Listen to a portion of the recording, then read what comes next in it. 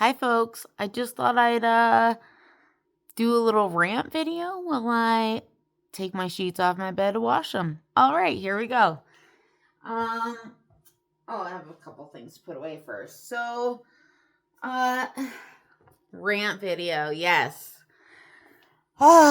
Okay.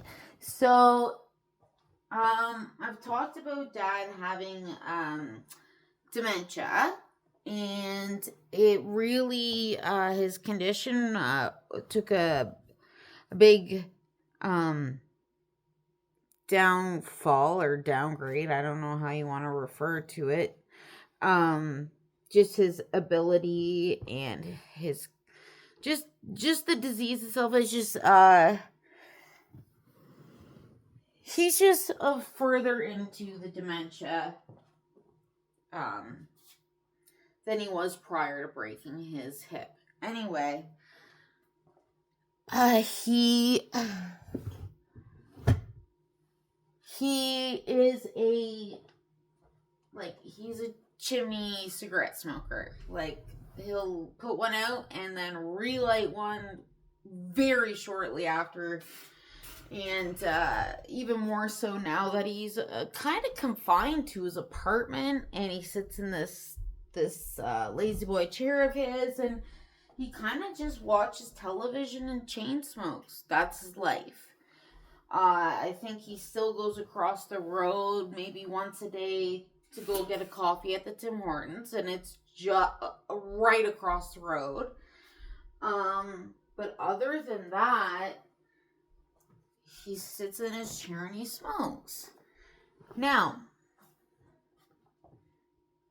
his apartment building is a non-smoking building. It's also a building that the government, I believe the government owns it. So it's geared to, lower income folks with disadvantages that may need breaks in their rent, things of that nature. So he's very fortunate. His rent is not near as high as a regular apartment building. Great. And he's been there for, I don't know, about 4 or 5 years now. Now, it changed ownership, which is what I think is what happened. It was sold and bought in, I believe, 2024. And I think that's when the government bought it to use it as a income-geared apartment building. Anyway, so part of the rules is it's non-smoking. Well, we all know who loves a cigarette. That's right. So Rebecca took Dad's debit card away. So we come to find out that TD will still dispense money to Dad as if he goes to a teller, and he can give over his phone number and put in his PIN in the PIN pad. So he was still able to go to the bank and take out money to go buy cigarettes, which he did. So, thanks to me, we found that out, by the way. That's fine. That's dandy. So we're all caught up. So the superintendent from the other apartment building was on duty and ended up going up to Dad's apartment and discovered that he was smoking in his apartment. So after that, it was reported to the board who oversees this building he lives in now, and he basically could have been evicted. We didn't know what was going to come of this report. So we were waiting, and in the process, I had asked Rebecca, what if Dad gets evicted? What's the plan? She tells me that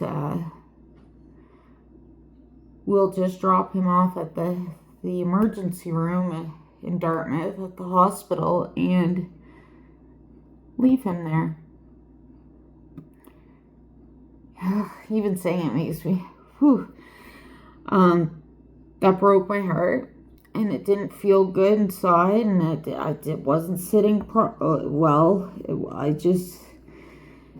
Anyway, I ended up calling the ER to ask if that is even a possibility. And they said, absolutely not. Unless there is a medical issue or an extreme behavior that we need medical help for, you can't just drop someone off at the hospital. They don't babysit people. So that made me feel good, because then I knew we couldn't drop him off at the hospital. But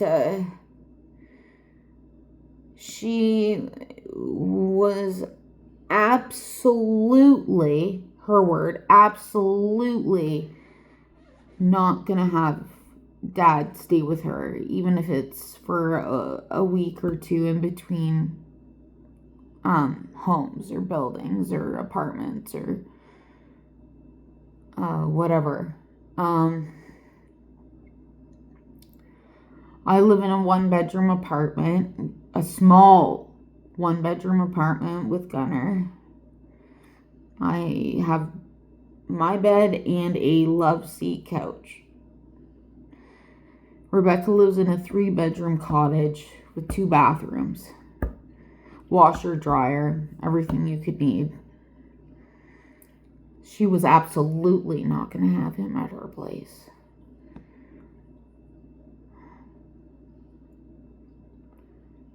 So,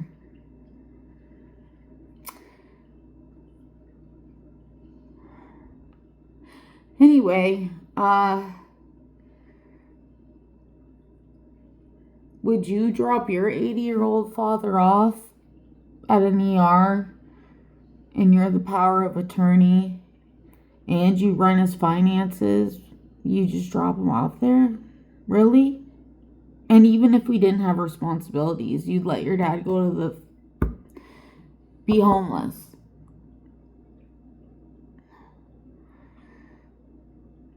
It disgusts me. Fucking disgust. Okay. Whew.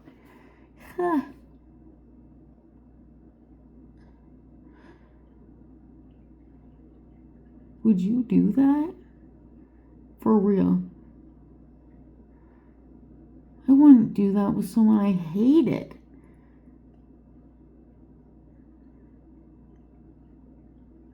What's wrong with her?